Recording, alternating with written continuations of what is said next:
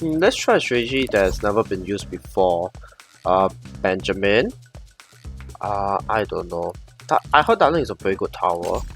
Um, and I would like to have more cash later on, so maybe farm is a good loadout. And I need to think about late game how we're going to stop Bloons. Also camo detection, so Ninja, I don't know. Let's just try the strategy out.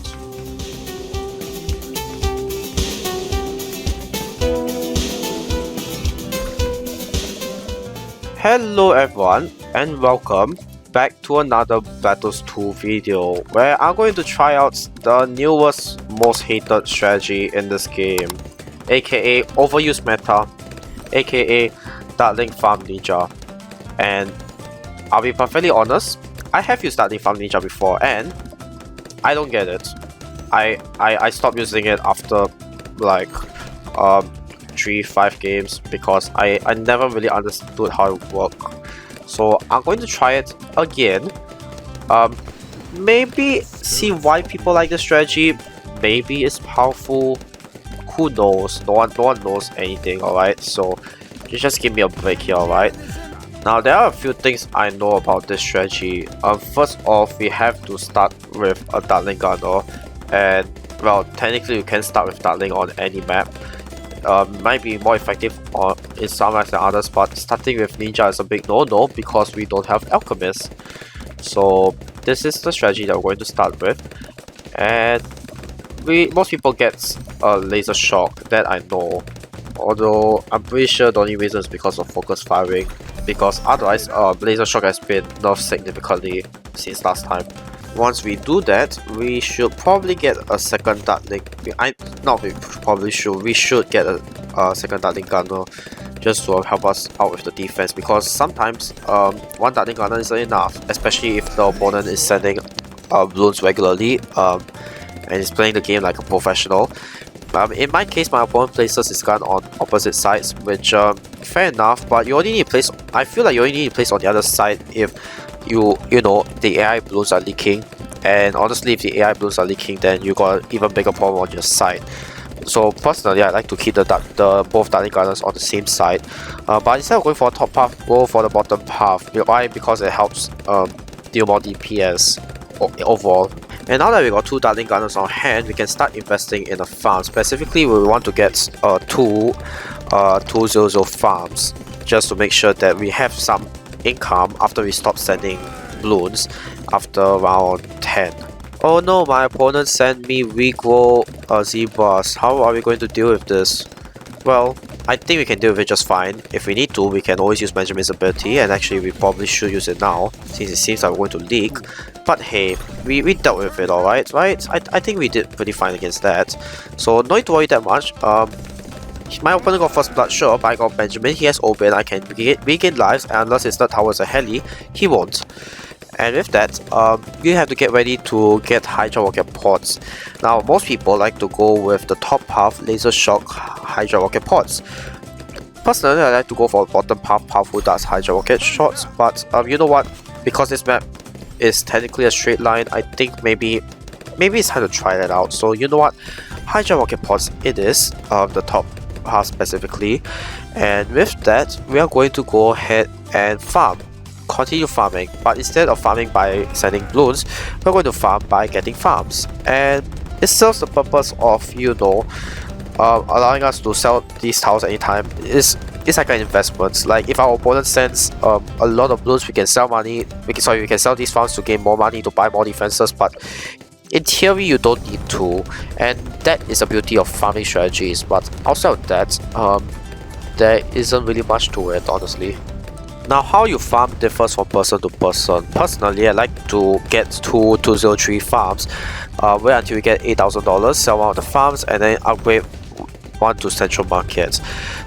Now, we can continue by getting a second farm to 203 again, just so that we can prepare for it. But you know what? Round 17 is coming.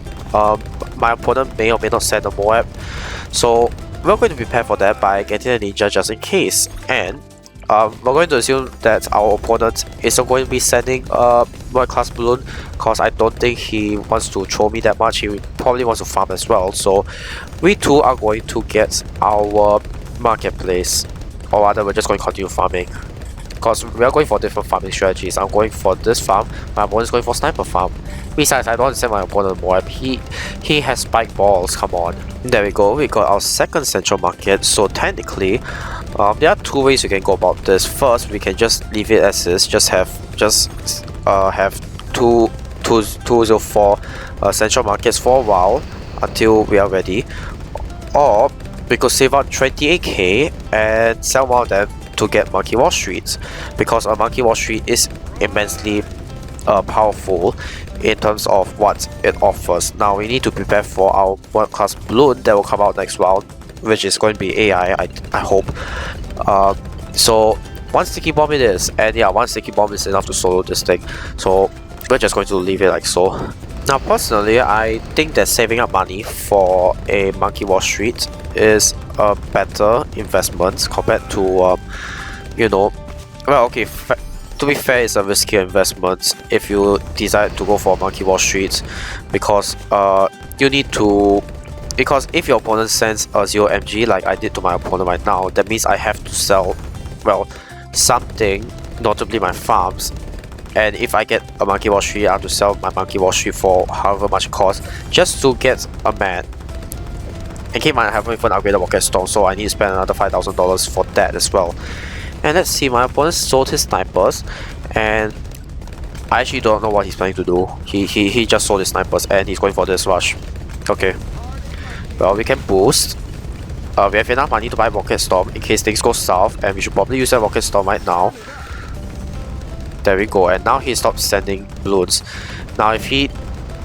oh, never mind, he sent one batch of Regal Cell Mix, but if things go south, we can always get another one. And keep in mind, we can still use this downbeat, ability. So now we have enough cash, we're going to sell our farm and get Monkey Wall Street.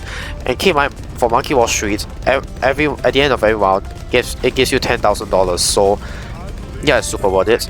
Anyway, let's get a second Rocket Storm because our opponent thinks we aren't smart enough for this. And there we go, we have beaten his rush. I don't think he's going to make a comeback. If he does, never mind, he surrendered. So good choice. Good on you to surrender. At least you know when you know you're not going to beat this. So yeah, if my opponent just sends 0 MG, I could have just sold my farms for Mad and use the Mad ability, and then just use the downbeat once the 0 MG pops to BFBs. So now we have to deal with 4 class Bloons instead. So yeah, so this is why a lot of people like to go for Dartling Farm Ninja, because it is a decent strategy. Is it good?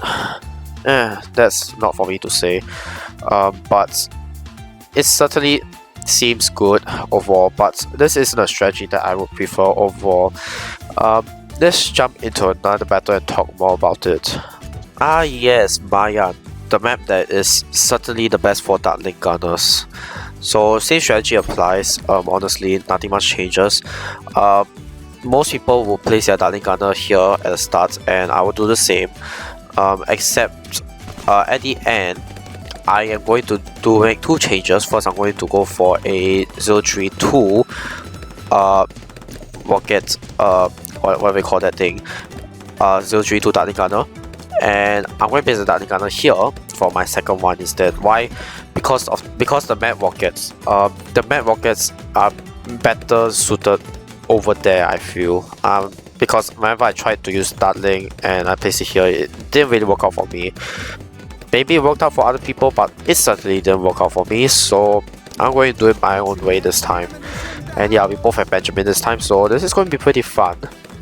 Sarcastic. Now you might notice that in the previous match, I barely used the ninja at all. So what exactly is the point of the ninja monkey? Well, 2 things. First is the bottom path ninja monkey.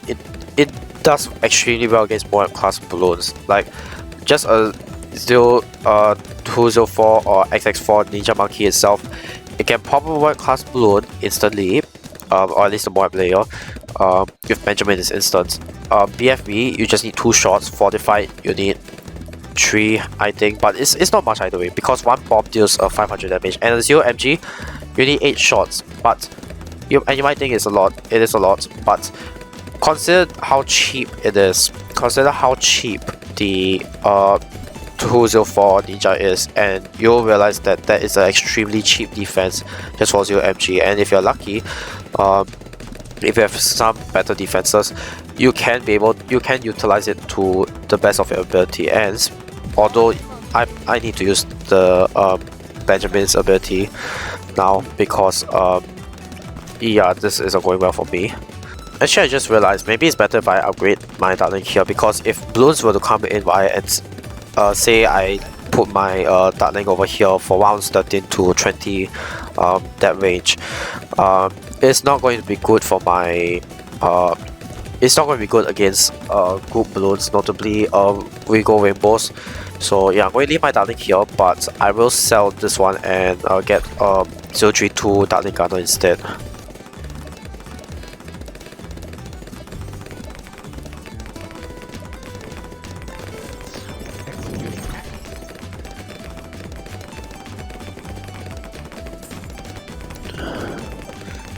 Okay, my opponent is trolling me at this point. I just realized that he sent lead balloons and I did not defend against that well. I'm going to die. So good job. I was not seeing the screen on my side. So outstanding. Good job. Good job on trolling me. Alright. So yeah, that is one way technically to counter Dartling, Farm Ninja, or honestly any Dartling strategy. Just send lead balloons around 10. It'll force them to upgrade to middle path Dartling or spend a lot of money on the bottom path Ninja, which isn't a great investment either. But yeah, that was my mistake. So why is Dartling Farm Ninja so popular? Well, I don't know, but I can give my best guess because I personally don't like to use this strategy. Not because it's overused or it's the meta, I just never got the hang of it. Because each of these towers are great at early game, late game, and income. Dartling is the best for early game, and the mat also works for late game, so that's that. The Ninja Monkey, meanwhile, is more suited for late game, especially the bottom path. And keep in mind, the middle path Ninja Monkey does slow down the Bloons, especially even a bat. It can even slow down a bat if I'm not wrong. So you got that. Or honestly, even if it's not bad, I don't remember how it works, but if it's not bad, it can slow down the ETs, which is extremely useful for rounds 26 and 28. And farms, very useful for generating income. And yeah, that's the only purpose of farms, is to generate income. But if you want to go like super late game, like beyond round 30, I'm not entirely sure how well Dartling Ninja farm will fare. It might do fine, it might not, but either way, Dartling Gunner is an overused meta, and I'll try my best to use strategies that doesn't involve Dartlings at all. So we'll find more strategies, but in the meantime, thank you guys for watching. Don't forget to subscribe, leave a like if you like this video, leave a comment if you have any suggestions, and I'll see you guys in the next video.